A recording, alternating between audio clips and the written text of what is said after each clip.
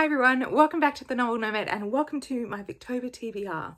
So I've come out of hiatus. Yes, I've came out briefly, went back in, mainly because I broke my leg and I have been in recovery for that. So I've been really exhausted lately. It's funny how exhausted you get when you break a limb. So that has been in recovery, but I have been doing plenty of reading. Don't you worry about that. But of course I had to come out of hiatus because the most important time of the literary calendar is upon us, Victober, and I cannot not do a TBR for Victober. So starting off, if you don't know what Victober is, it is a glorious month in which for the entire month of October we read Victorian classics, and that is books written in the Victorian period. So gonna get me on my dates here. So it's Queen Victoria's reign, so from the 1830s through to the very, very early 1900s. And it's just like such amazing reading of English, Welsh, Scottish and Irish like literature from that time. And it's just really beautiful to be able to read novels written during that time because there's so many of our modern concepts and ideas are being formulated. Of course, a reading challenge or like a month-long celebration of a certain literature doesn't come without some challenges. So our lovely hosts, which I'll link them all down below, have selected some challenges for us this year. So I'll go through the challenges and then tell you what book I'm reading to fit that challenge. So starting off with Kate's challenge, and that is to read a book with a disability or chronic illness representation of Victorian work.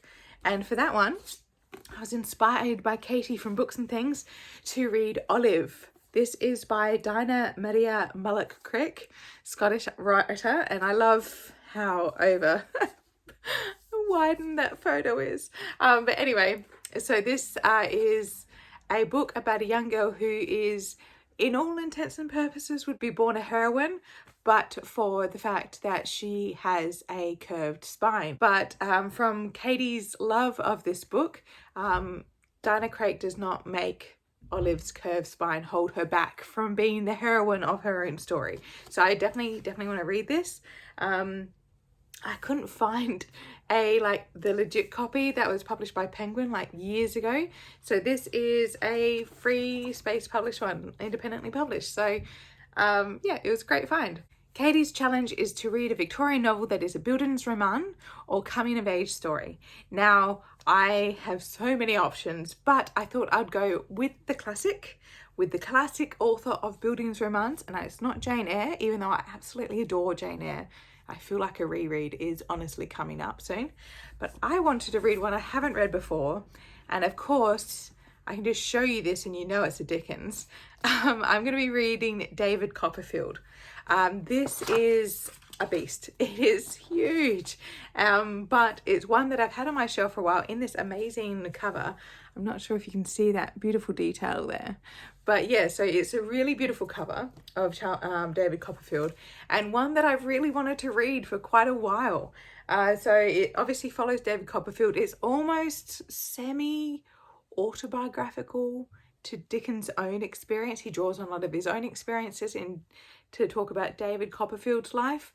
But I'm also tagging this one. So I'm reading this as part of Katie's challenge, but also Petra's challenge, which is to read a book and watch the adaptation. I really want to watch the Dev Patel movie. I think it's a movie. I really want to watch that adaptation because there's a whole host of like amazing British actors, and it's just like, it looks really funny, and I think they've just taken the really hilarious elements that Dickens liked to infuse his works with and just gone to town with it. So I feel like that's going to be a really fun adaptation, but I have to get through this chunker first.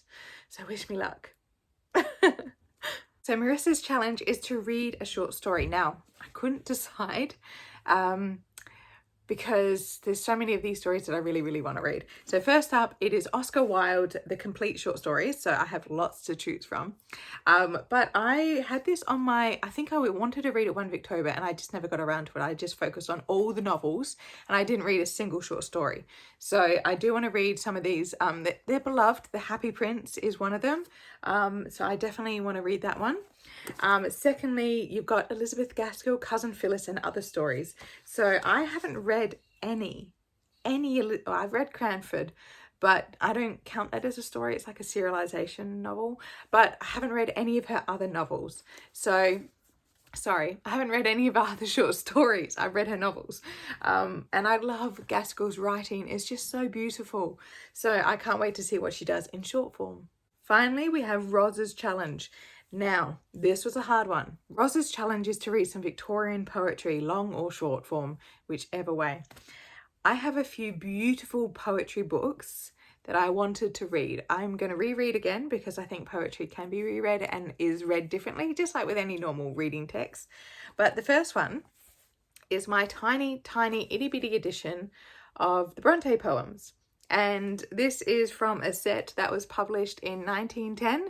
I have the full set, so I have every single Bronte novel in these tiny itty bitty different editions. They're adorable. And these are the collection of poems. So I was planning to just read Emily's poems, but I thought, why not read a variety of the Bronte poems? Hilariously enough, as they're published, I'll show you the absolutely beautiful little front cover here. So cute. They have poems by Currier. So it has them under their pseudonyms. So I'm going to be reading, so I better hold like this. I'm going to be reading some of the Bronte's poems from here in this beautiful little like edition. And I'll be really interested to see the comparison between all of their poetry, because I think Charlotte and Emily are probably going to have a very similar gothic flavour to theirs. But I'd love to see Anne's. I did love Tennant and Wildfell Hall, and I also loved Agnes Grey. So yeah, I want to see their poetry and compare them because it's such a great little addition. The next poetry collection I want to get to is my absolutely gorgeous Folio Society edition of Christina Rossetti's The Goblin Market. I discovered this book at university and this collection of poetry, and I just had to get a version that really spoke to the heart and beauty of this poem.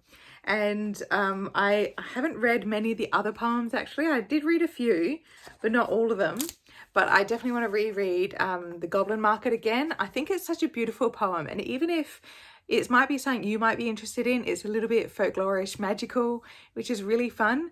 But it is such a beautiful, vivid description, and it's also about sisters. So it's a really great poem written by a woman about these two women who are trying to save each other. So yeah, it's fantastic. Of course, Folio Society has some beautiful illustrations. Well, that one's a bit grim. I'll show you another one. Where are they? So that's part of the Goblin Market. Do not eat the fruit. When the goblins offer you fruit and things, definitely not a good idea. And then some of them are just so beautiful.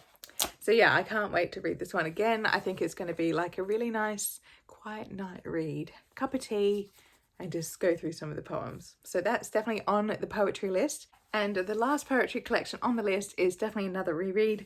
It's another folio edition. I'm not sure if you can see that. It is Rubaiyat. Oh, I got it upside down. It is, do I know? Do I? How's it go? That way? Rubaiyat of Amar Khayyam. Maybe, yeah, that makes sense. Yeah, so this one was translated by Edward Fitzgerald during the Victorian period and was like a huge bestseller. So strange. So it's illustrated by one of my absolute favourite illustrators that does folio editions. I'm just going to show you one illustration because it's beautiful. Just have a look at that majesty there. Yeah, so I'm going to be reading this one again. I read it very early on in my Victober existence when I was starting to get into Victober, and I feel like I would like to go back to this one. It's a bit more of an epic poem compared to like, well, I mean, Goblin Market has an element of travel and epicness to it, but this one definitely is an epic. It's all one big long poem, and it's going to be magical. All right, if you are considering also doing the group read, that is the Mayor of Casterbridge, it is amazing. It is such a great introduction to Hardy. It is very full of metaphor and motif. I will not be participating. I have read Mayor of Casterbridge twice and very recently, so I feel like I will let it have a rest for a little while longer, so I won't be participating in the group read. I will be doing a buddy read with the lovely Kate Howe. We are reading another Mary Elizabeth Bratton. This one is called Willard's Weird. It's about a young woman who is on a train and then, well, they mysteriously find her body has been dumped off the train. So it's a bit, I think it's going to be a bit more of a crime. You never know what you're going to get with a Mary Elizabeth Braddon, but she is a wonderful writer and she likes to play with genre. There's so many different stories of hers and they all have a very different flavour, but she does like a little bit of the gothic. She does like a little bit of the sensation. So there's always a little bit of that in her stories, but they're very fun nonetheless. So Willard's Weird for my buddy read with Kate Howe, but otherwise I think a majority of the month is going to be spent working through that Dickens. It's going to be such a epic journey, but I hope to make it. I hope to make it. I'll let you know, obviously, as I go through. I'm hoping to do more updates. The giant moon boot that is currently on my foot is coming off early October, so I'm very happy to finally be able to have more movement again and be able to get around and have fun and actually visit bookstores. It's been a very upsetting 6 weeks of not being able to find peace in a bookstore. But I am very excited to start my Victober journey for 2022. So let me know what you're reading and I'll love to discuss any thoughts, or if you loved any of the books that I've picked to read, let me know down below. All right, have a wonderful Victober and I'll see you all soon. Bye.